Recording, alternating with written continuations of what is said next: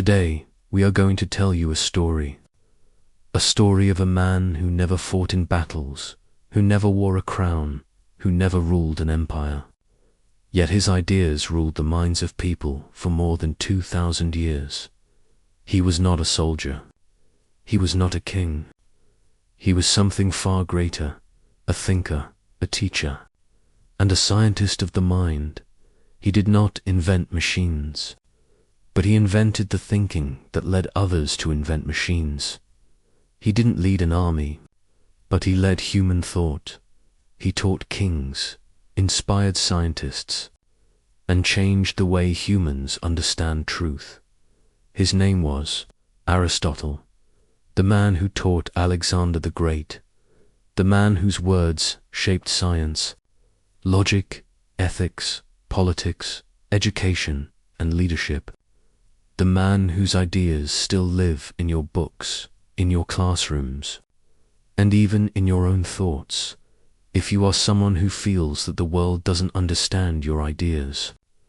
If you dream of changing the world, not with power, but with wisdom, then this story is for you, because this is not just a biography. This is a journey through curiosity, courage, pain, and purpose. So sit back, take a deep breath, focus, and listen. With your heart, now begins the unbelievable story of Aristotle, Part 1. The Boy Who Asked Why.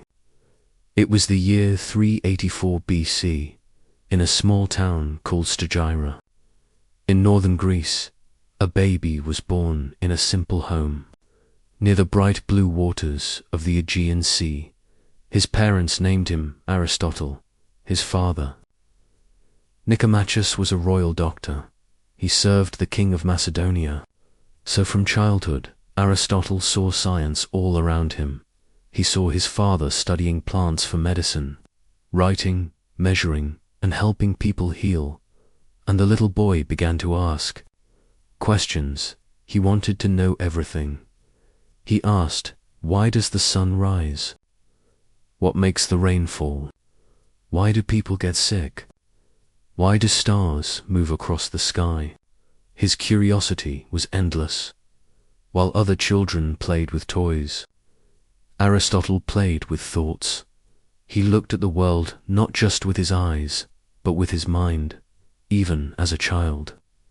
He believed that if you keep asking why, you will one day find how that belief would change not only his life, but the world. Part 2. The Dreamer in Athens. At the age of 17, Aristotle left his home. He traveled many days by horse and by foot until he reached the shining city of Athens, the heart of art, knowledge, and philosophy. There stood Plato's Academy, the most famous school in the world. It was a place for dreamers and thinkers, for people who believed that knowledge was the path to greatness. Aristotle joined the academy, and soon became the brightest student there. His teacher, Plato, was already a legend. Plato himself had been a student of Socrates, and now Aristotle became part of that great chain of wisdom, day after day. He studied science, philosophy, and language. He asked hundreds of questions, and he listened more than he spoke. Plato taught that truth comes from the world of ideas. But Aristotle began to think differently. He believed truth lives not only in the mind, but also in the real world we see and touch. He said, "The energy of the mind is the essence of life." For 20 years, Aristotle learned and taught at the academy. He became a master of logic, debate, and thought. But he also became a man who would go beyond his teacher to find his own path. When Plato passed away, Aristotle left Athens.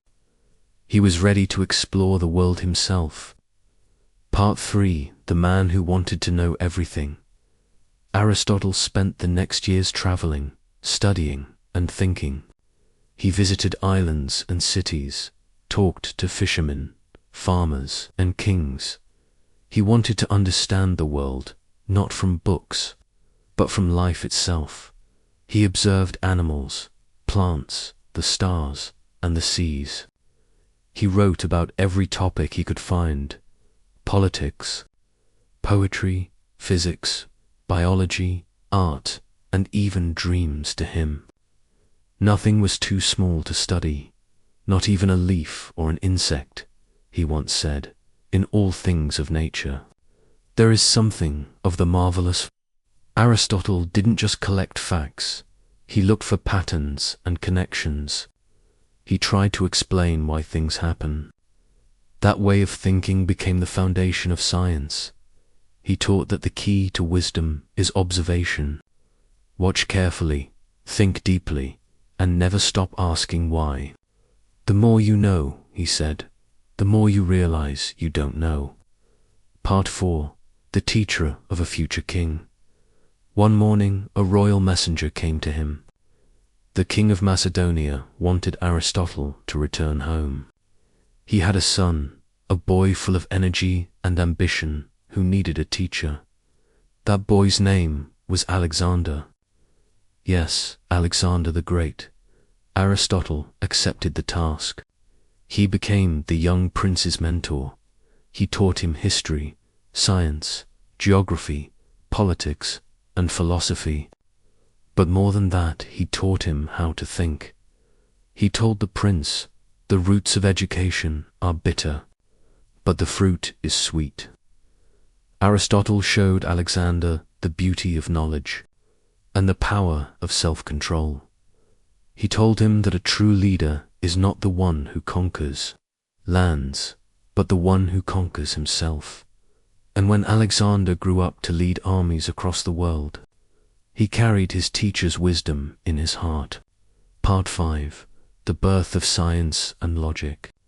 When Aristotle returned to Athens years later, he opened his own school, the Lyceum. There, he taught hundreds of students, walking with them through gardens and hallways, asking questions, discussing ideas. He believed learning should be active, not just memorizing. He studied everything he could find, from animals and weather to emotions and friendship. He created the first system of logic, the science of reasoning. He divided knowledge into categories: biology, physics, psychology, ethics, and politics. He wanted to organize the world through understanding. He said, "We are what we repeatedly do." Excellence, then, is not an act, but a habit. Aristotle believed that every human had a purpose, and that real happiness came from fulfilling that purpose through knowledge and virtue. He taught that learning should touch both the mind and the heart. Educating the mind without educating the heart, he said, is no education at all. Part 6. The trials of a thinker. But even a great mind faces trouble. As Aristotle's fame grew, so did envy and jealousy around him. Some people didn't like his ideas. They thought he was questioning their gods and traditions. Rumors began to spread. They said Aristotle disrespected the gods. They wanted him punished. He remembered what had happened to his teacher, Socrates, how the city of Athens had forced him to drink poison. Aristotle said calmly, "I will not let Athens sin twice against philosophy." He left the city quietly. He went to a peaceful town called Chalcis. There, near the sea, he spent his final years writing and teaching, even in silence. His mind never stopped working. He once wrote, "It is during our darkest moments that we must focus to see the light."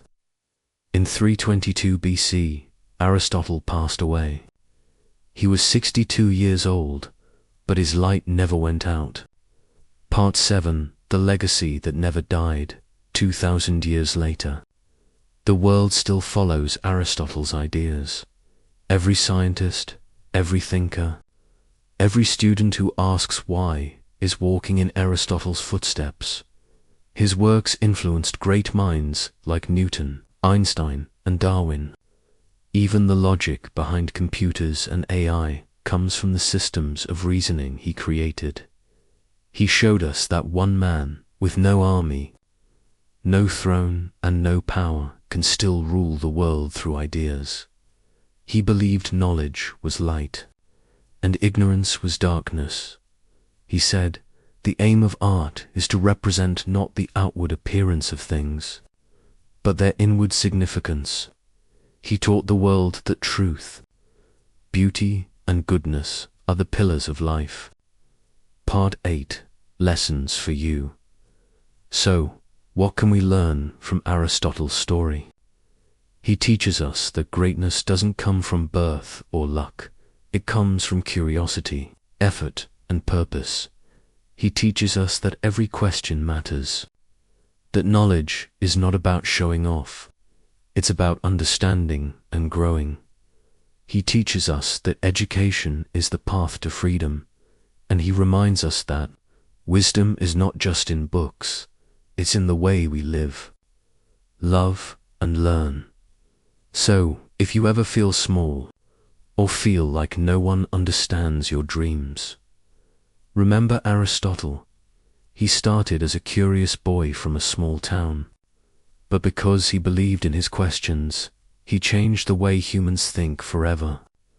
Knowing yourself, he said, is the beginning of all wisdom. So keep learning, keep thinking, keep believing in your ideas, because one idea, born in a curious mind, can still change the world.